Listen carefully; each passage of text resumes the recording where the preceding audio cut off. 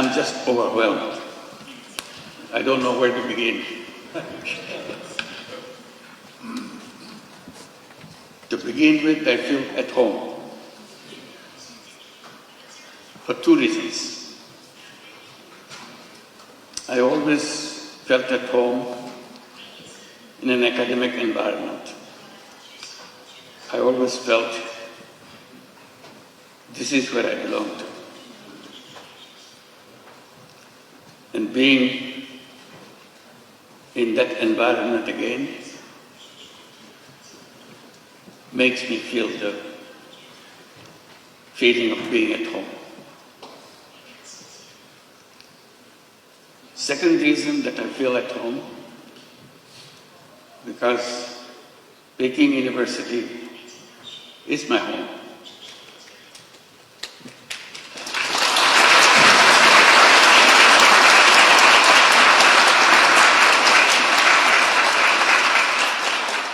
I am part of you because you accepted me as an honorary professor. I'm sorry that I couldn't spend much time with you, but I always hoped I could spend time with you and share with you all the excitements of the academic world and the world that you want to create for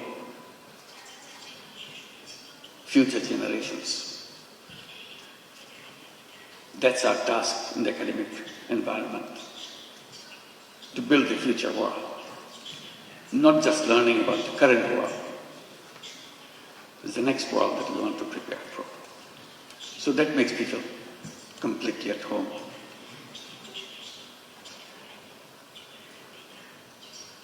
Your Excellency, Ho Guangchai, and Mr. Kong Chuan, esteemed deans and faculty members, distinguished dignitaries, officials and guests, and my dear, dear students, ladies and gentlemen.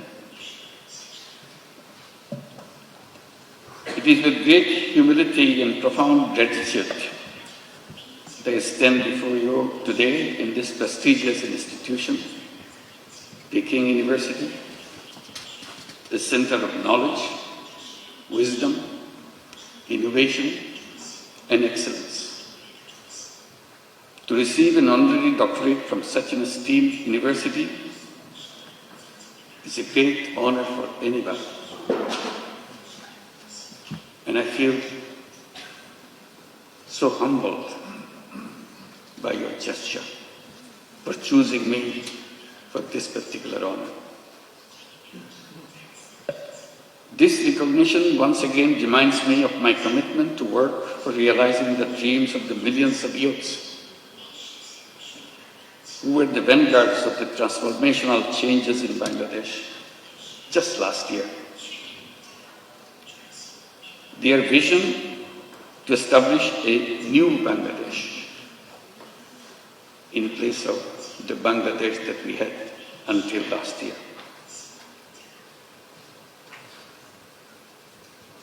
A new Bangladesh which will be free from poverty, hunger, unemployment, and destitution. Ladies and gentlemen, and my young friends, to translate this vision into reality, we are embarked on a series of reforms to make governance transparent and democratic, to ensure economic policies which are inclusive, and to guarantee that every individual has equal opportunity to flourish. Our reform initiatives are at the top of our priority. Our goal is definite. Our work plan is exhaustive. For building a stronger and more resilient Bangladesh, we emphasize economic transformation through entrepreneurship, greater investment in education and technology, and a stronger international cooperation.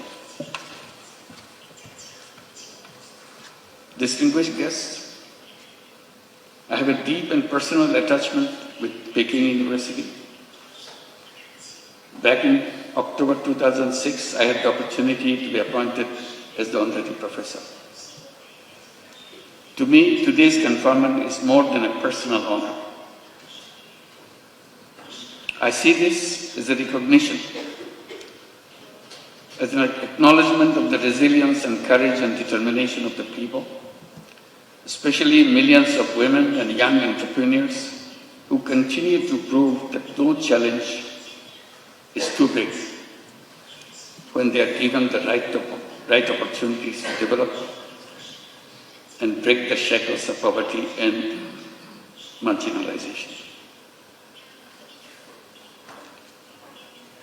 Throughout my journey, from being an economist to founding Grameen Bank, from pioneer microfinance to advocating social business, my core belief has remained the same. People are not poor because they lack of skill or ambition. They are poor because the economic system has never given them a fair chance. So poverty is not because of the something lacking in the person. It's not their fault. It's the fault of the system that we built for ourselves. That causes poverty. That causes all the problems for human beings by wrong thinking. And I blame myself for being part of that institution, academic institution, where we pass on this wrong knowledge to the next generation. So I plead guilty that we have not been able to change those ideas, wrong ideas, which make people suffer.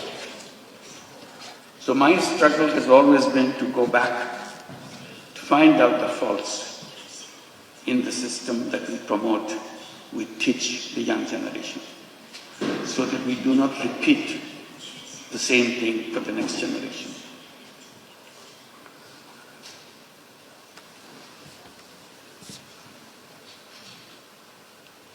It is designed to serve only the wealthy, not the poor. That realization led me to create an alternative, one where even the poorest individuals could access the services of the institutions which are created for people. I've been promoting the idea to let the young people come to the universities, get good degrees from good institutions, and then go to the job market to become job seekers. I have been telling that this is a wrong idea. Human beings are not born to become job seekers. Job is a wrong idea. Human beings are creative beings. They enjoy doing creative things. Job is a negation of creativity. Job forces you to do things what your supervisors want you to do. Job is a continuation of the tradition of slavery. Human beings are not fit for slavery. Human beings are independent beings. So I keep on promoting the idea that all human beings are born as entrepreneurs, not job seekers. Universities should be preparing young people to go out and become successful entrepreneurs, not job seekers. And that idea came from a simple experience. I started as a small initiative with a handful of women in a village next to the university where I was teaching in Bangladesh. I started lending tiny little money to the poorest women that the world has ever known, just to make sure she feels that she can handle this money and change her life. I had no idea that whether it would come true, but I was amazed how these illiterate, poor women could use tiny little money, $10, $20 worth of money, and did a very successful way of paying back and change her income situation. And she continued to pursue that round after round and change her life. And it turned into millions of women all over Bangladesh, and with perfect record. That convinced me totally. All human beings are entrepreneurs, because we are taught in the textbooks only very special people are born as entrepreneurs. Rest of us human beings have to serve under them. I said, that's absolutely the wrong idea. If the poorest illiterate women in Bangladesh can become an entrepreneur with a $20 loan and $30 loan, anybody in the world can become an entrepreneur. It's natural to human beings. We didn't train them. We didn't tell them how to run a business. She figured it out all by herself, because it is innate part of a human being. So that continues with a bigger question to me. What should be the purpose of education? And I keep coming back. Purpose of education is to enable to go out and bring that all creative capacity to change the world. And university is an educational institution. Is not only a place to learn what happened, also imagine. Imagination is the greatest power on earth. If you imagine, it will happen. If you don't imagine, it will never happen. If you look back, things happen because somebody imagined it. Imagine something big, something unheard of, something you never dared to hope that it will work. But you imagine and stay with it. If you stay with it, it will happen. So that is the greatest power. Imagination is more powerful than anything you can bring together. So I follow that, encourage young people like you, along with what you are learning, imagine. Dare to imagine the most odd thing that you ever thought, most necessary thing you think could be done. At the moment it looks odd, at the moment it looks impossible. The human journey is about making impossible possible. That's our journey. And we can make that happen.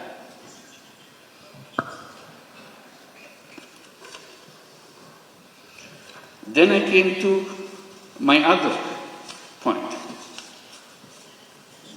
Why the way we do things followed by something that we are not sure of?